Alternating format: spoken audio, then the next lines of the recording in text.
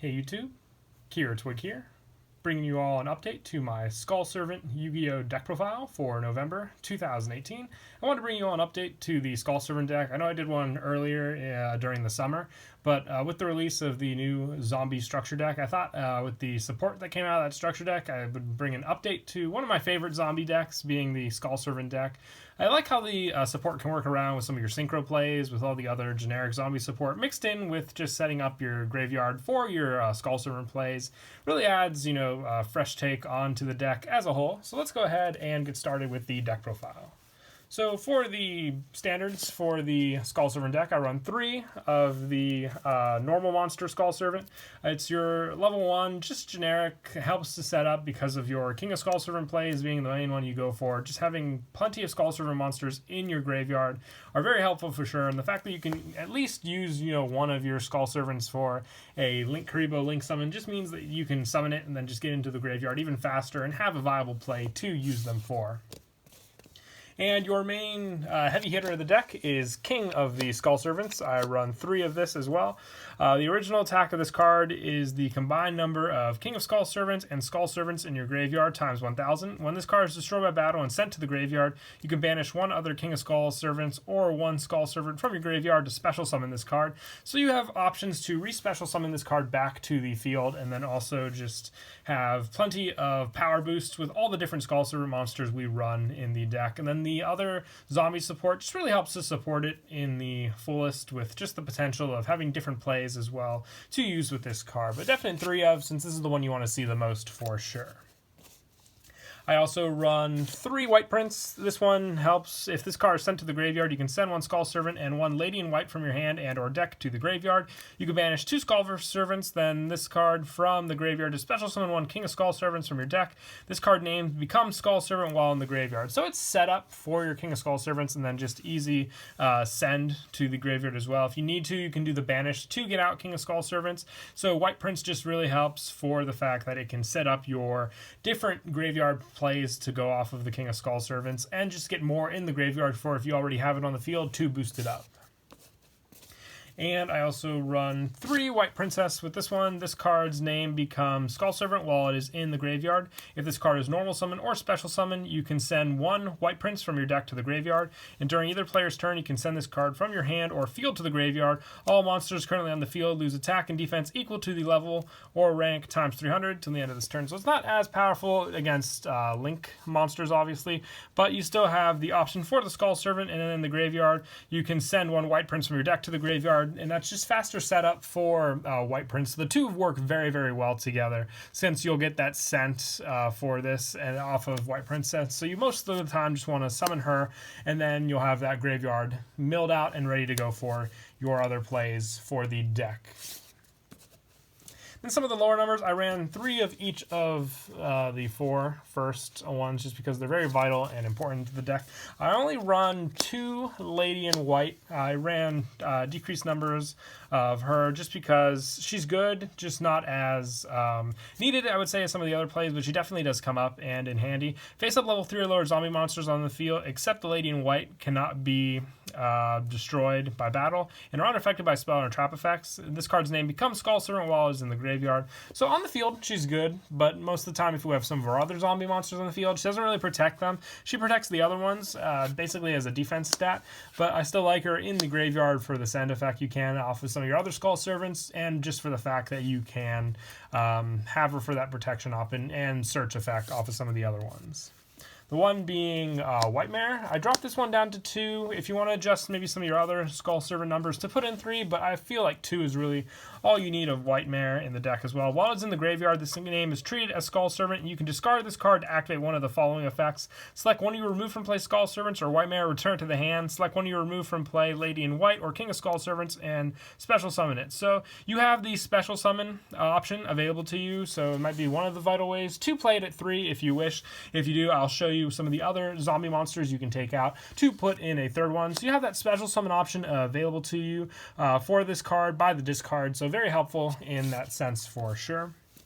And then for some of the other generic zombie support, I'm running 3 Mizuki. This is just, standard for most zombie decks, just being an easy special summon just by banishing this card from your graveyard, then targeting one zombie-type monster in your graveyard to special summon it. Really can't go wrong anytime you use Mizuki, because most of the time it'll just help to extend your plays for the different ones you want available to you.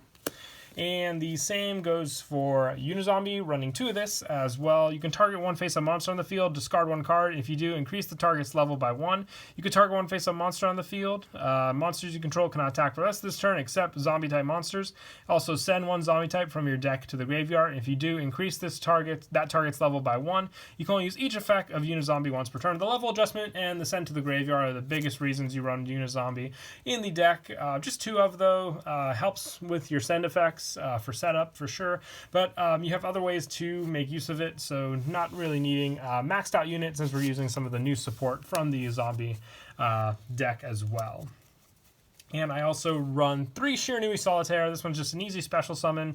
You contribute 1 zombie-type monster to special summon 1 zombie-type tuner with 0 defense from your deck, which is another vital way to search out the Unizombie. If this card is banished, you can target one of your banished Shiranuis, which you don't really use too much, since Shiranui Solitaire is the only Shiranui we run in the deck. I use it mostly for the tuner search, just being able to get out some of your other zombie monsters through it for sure. Definitely does help and come in handy.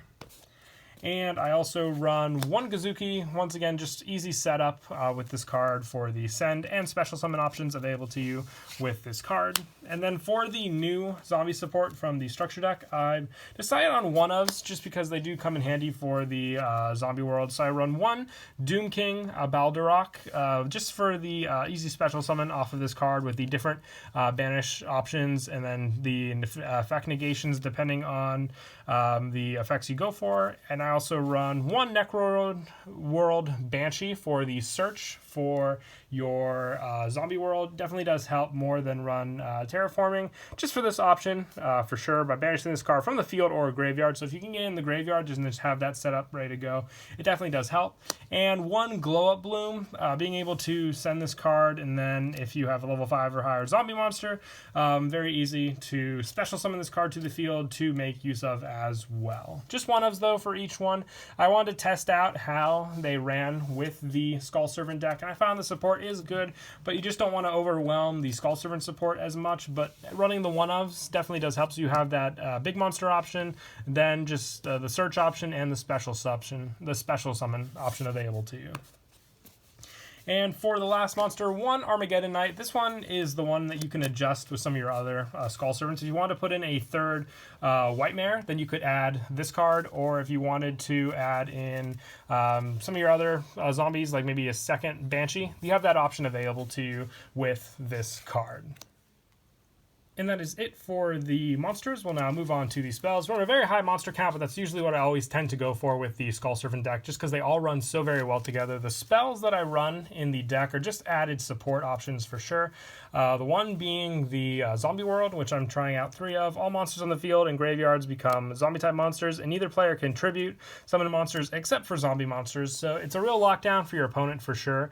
But just being able to have those zombie options available to you for some extra deck plays as well definitely do come in handy. And most, if not all, of the monsters we run in the main deck, just aside from the Mizukis and the Shiranui Solitaires and Gazuki, most of them are dark, including all the Skull Servant monsters. So 3 Allure of Darkness definitely does help for that, and just being able to have options to get the banished cards back as well, which we'll get to, definitely do come in handy with the Allure of Darkness. 1 for 1, this card, with King of the Skull Servants, the easiest way to special summon it out. You also have the option with your Glow Up Bloom for that special summon if you wish, but most of the time I just like to save it for the scent effect for the special summon. And I also have 1 Burial from a different dimension in the deck. Try out some other numbers if you want. I like the 1. It usually comes up after enough mill for sure available to you, but like I said, just sticking to 1 for now with it. Also, I run 1 Soul Charge and 1 Monster Reborn. Just these special summon options with your graveyard allows you for a bunch of different plays for sure, depending on what you want to go for. Also, in the grave, Soul Charge for sure can help set up some extra deck plays for sure. Just remember you can't attack with it, so it'll lock down kind of your King of the Skull Servants play, but Monster Reborn won't do that.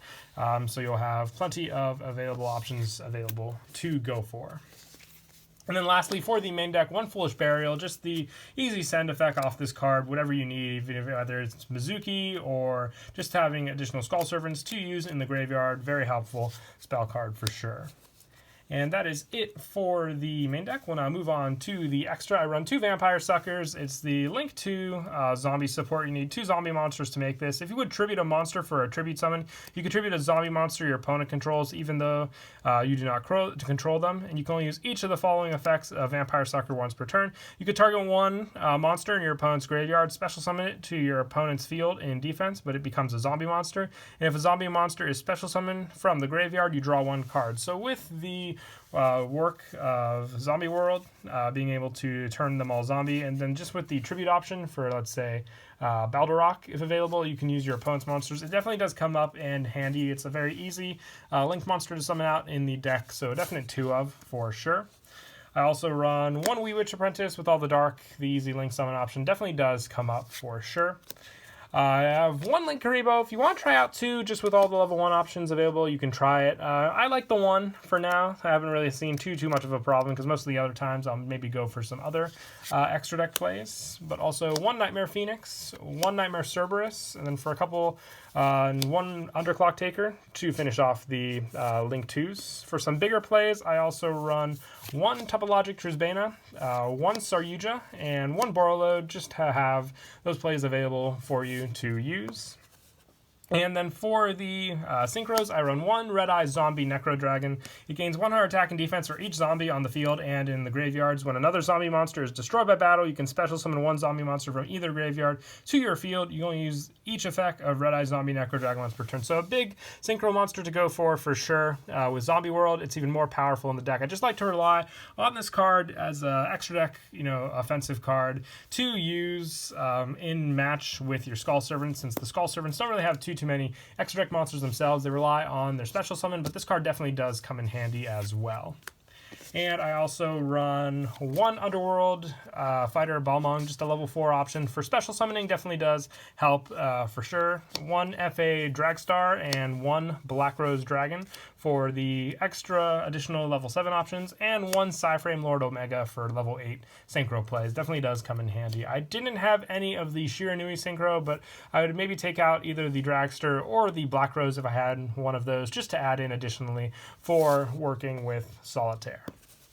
But that is it for the deck profile. I hope you all enjoyed the video. It was definitely a fun deck, and I was happy I was able to give an update to it with the new zombie support. But until next time, please don't forget to leave a like and subscribe. And Kira Twig out.